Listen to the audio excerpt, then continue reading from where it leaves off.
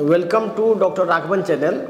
ये एक scientific channel है जिसमें कि आपको हर एक क्रोनिक डिजीज या कोई भी रिसर्च के बारे में डिटेल्स में बताया जाता है कि ये कैसे होता है। तो कल हम लोग डिस्कस कर रहे थे कि ग्लिमेप्राइड और मेटफॉर्मिन कैसे काम करता है। आज हम बात करेंगे कि ये सब जो रिसर्च होता है ये रिसर्च कैसे होता है।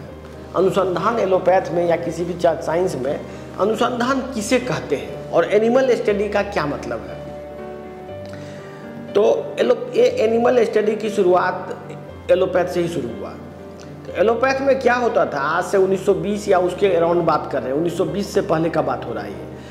उस ज़माने में जब एलोपैथ जब आया पूरी दुनिया में, तो पेस्टिसाइड जो यूज होता था, जो एग्रीकल्चर में इंसेक्टिसाइड पेस्टिसाइड ये जो जहर यूज होता था, उसी जहर को आदमी पर प्रयोग करने की बात हुई कि भाई इस दवाई ये जहर देंगे तो बॉडी के अंदर में पॉइजन जो भी इन्फेक्शन है वो मर जाएगा। तो कैसे दिया जाए, तो इसके लिए बताया गया कि भाई पहले इसको जानवर को खिलाया जाए, अलग अलग जानवर को खिलाया जाए, उसके बाद उस पर स्टडी किया जाए कि वो जानवर पर कितना दुष्प्रभाव करता है। तो एक जानवर था गुइनिया पिग या चूहा, मोटा मोटी आप समझिए चूहा। तो चूहा पर आसानी से ये रिसर्च हो सकता था, चूहा को खिला के वो सब दवाई देखा जा सकता था। तो हम पहले डायबिटीज़ पर स्पेसिफिकली आते हैं। तो सल्फोनाइल यूरिया जो इंसेक्टिसाइड यूज होता था अथी में, और उससे जो आदमी खेत में किसान जो छिटते हैं उसका जो शुगर घट जाता था, तो उस केमिकल को फिर चूहा में देना शुरू किया। जब चूहा में देना शुरू किया तो चूहा का वजन बढ़ने लगा। ये देखा गया कि इसका वजन चूहा का बढ़ रहा है, और वजन बढ़ रहा है लेकिन चूहा मर नहीं रहा है। तो फिर उसको सेफ मान लिया गया, बोला कि ठीक है, यदि चूहा नहीं मर रहा है तो आदमी को भी देंगे तो नहीं मरेगा। फिर आदमी को भी दिया गया। जब आदमी को दिया गया तो आदमी भी उसको टॉलरेट कर लिया। तो फिर बस ये दवाई बन गई।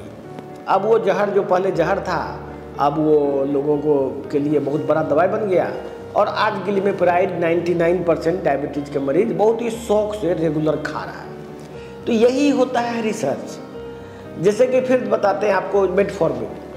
मेटफॉर्मिन एक्चुअली में पेंट है। पेंट जो प्लास्टिक इंडस्ट्री में एक्सप्लोसिव पेंट ये सब बनता है, उसी का इंग्रेडिएंट होता है मेटफॉर्मिन। इसको साइंटिफिकली बाइगुआनाइड बोलते हैं। ये पेंट भी जो पेंटर होता था उसका ब्लड शुगर डाउन हो जाता था। तो वो फिर जब वो पेंट यूज होने लगा, दवाई बनने लगा, तो फिर पहले उसको चूहा में दिया गया। चूहा का जब दिया गया तो देखा कि चूहा का वेट इससे घट रहा है, वेट घट रहा है और मर नहीं रहा है चूहा।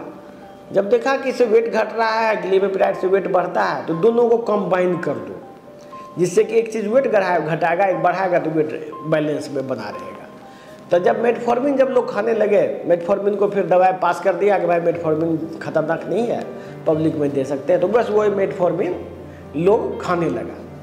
इसके बाद जब बेसिकली मेटफॉर्मिन जो था वो एक खतरनाक दवा था, मेडिसिन है, क्योंकि ये माइटोकॉन्ड्रिया के अंदर जमा होकर माइटोकॉन्ड्रिया के काम को बंद कर देता है, एटीपी सिंथेसिस बंद कर देता है।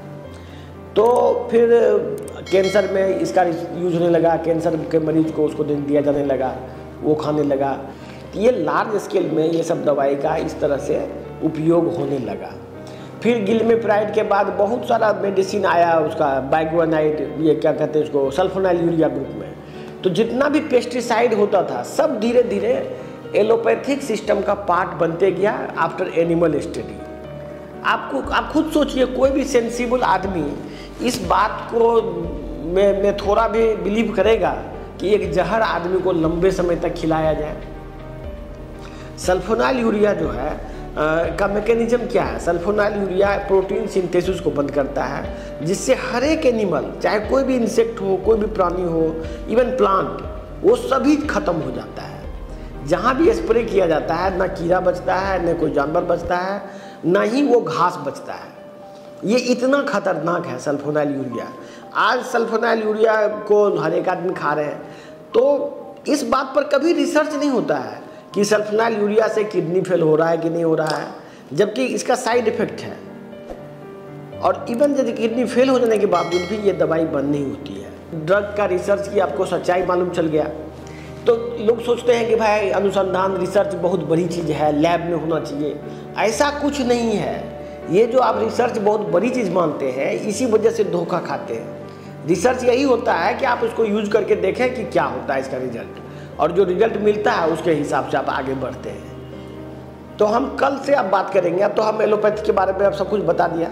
अब नेक्स्ट जो है, अब कंपैरेटिव स्टडी आपको करेंगे कि एलोपैथिक का जो कंसेप्ट है डायबिटीज़ का, वो दूसरे डिपार्टमेंट के कंसेप्ट से कैसे भिन्न है।